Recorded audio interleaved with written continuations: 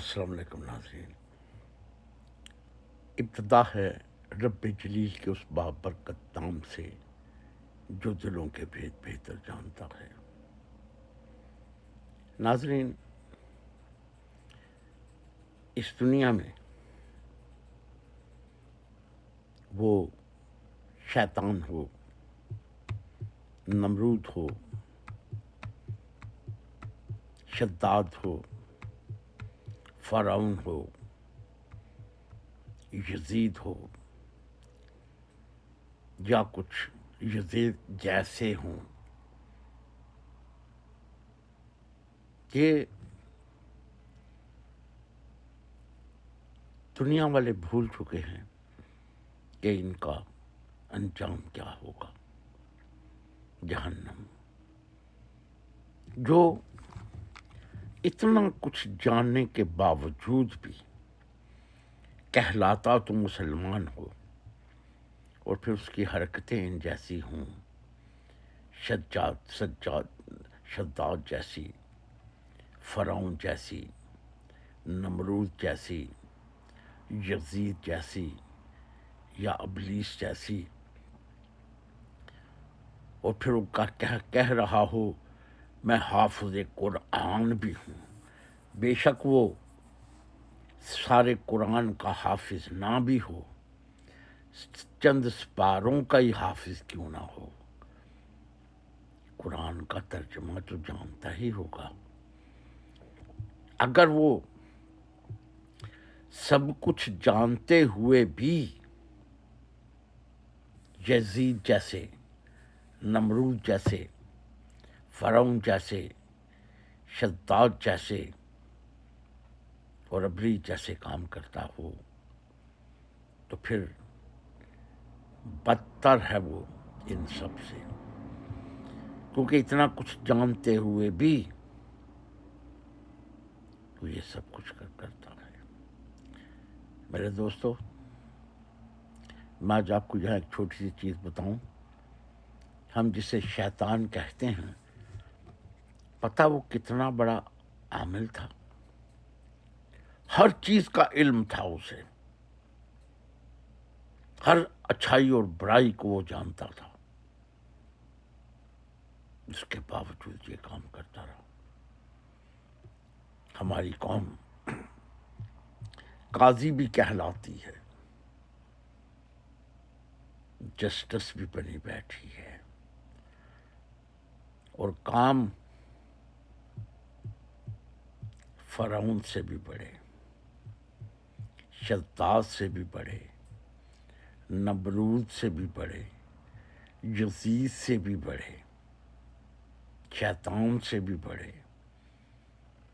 کیا انجام ہوگا ایسے لوگوں کا جو سب کچھ جانتے ہوئے بھی پیسے کے پیچھے بھاگ رہے ہیں؟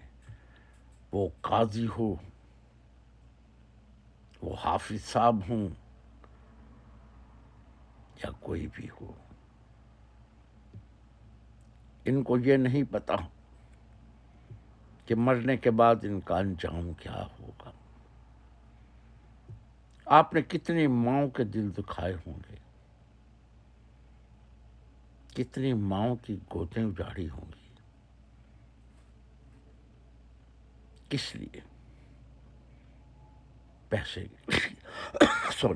کے لیے۔ یہ پیسہ ساری زندگی تمہارے کام نہیں آئے گا، یہ اچھے اعمال تمہارے کام آئیں گے۔ یہ تم جو فرعون، نمرود، یزید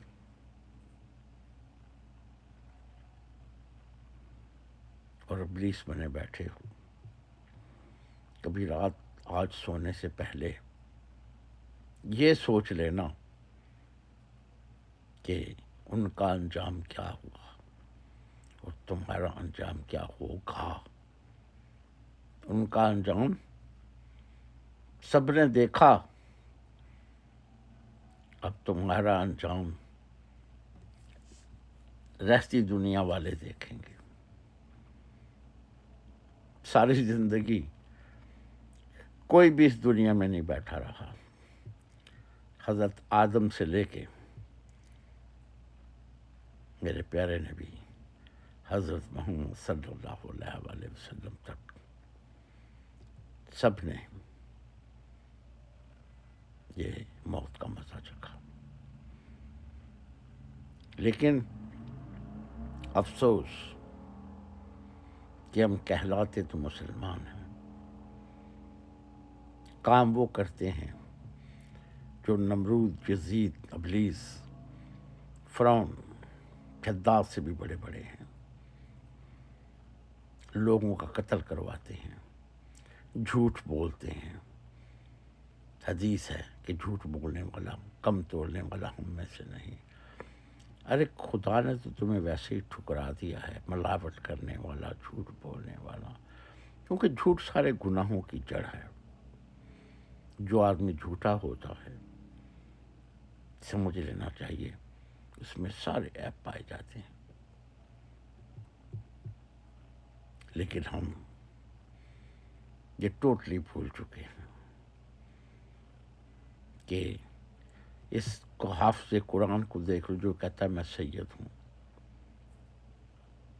اس کو دیکھو ذرا، اس کی عمر دیکھو ذرا، کتنے سال یہ زندہ رہے گا، یہ جو کچھ کر رہا ہے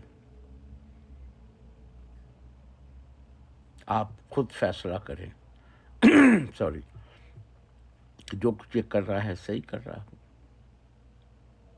کیا انجام ہوگا اس کا؟ مسلمانوں ایک بات یاد رکھنا کہ اس کا انجام ساری دنیا دیکھے گی، یہ بات لکھ لینا۔ پیسے کے لیے یہ بہت کچھ لوگ کرتے ہیں، سمجھ گئے؟ یہ چاہیں گے خالی ہاتھ، یہ وہی کفن سب کو پہنایا جاتا ہے، وہ غریب ہو یا امیر ہو، ایک جیسی قبریں، ایک جیسے کفن، لیکن خدا پوچھے گا ضرور کتنوں کا تو نے دل دکھایا تھا، کتنے تو نے قتل کیے تھے، کیا تو مجھے بھول گیا تھا؟ کیا تمہیں میں یاد نہیں تھا کہ تو نے لوٹ کر میرے پاس آنا ہے؟ آپ جتنے بھی نمازیں پڑھیں، لیکن ایک بات یاد رکھیں، اگر آپ کے اعمال اچھے نہیں ہیں، لوگوں کے دل دکھائے ہیں، ساری زندگی جہنم کی آگ آپ کے لیے ہے۔ ابھی بھی وقت ہے، قوم سے معافی مانگو، توبہ کر لو، ہو سکتا ہے خدا آپ کو معاف کر دے۔ اگر آپ اس طرح تم لوگ مر گئے، پتہ نہیں انجام کیا ہوگا، یہ تو پھر خدا جانتا ہے، کیونکہ وہ بہت انسان کو ڈھیل دیتا ہے، جب وہ رسی کھینچتا ہے تو پھر فرعون جیسی کی لاش بھی سمندر دریا سے باہر پھینک دیتا ہے، عبرت بنا دیتا ہے وہ، اور باقی اس کی ساری فوج کو پانی میں ہی تباہ کر دیتا ہے۔ قیامت تک کے لیے اس کی لاش عبرت بنی رہے گی۔ ابھی بھی وقت ہے توبہ کرنے کا، اس نبی سے، اس خدا سے ابھی بھی وقت ہے، توبہ کرو، ہو سکتا ہے وہ تمہارے گناہوں کو معاف کر دے، وہ بہت معاف کرنے والا ہے۔ اللہ حافظ۔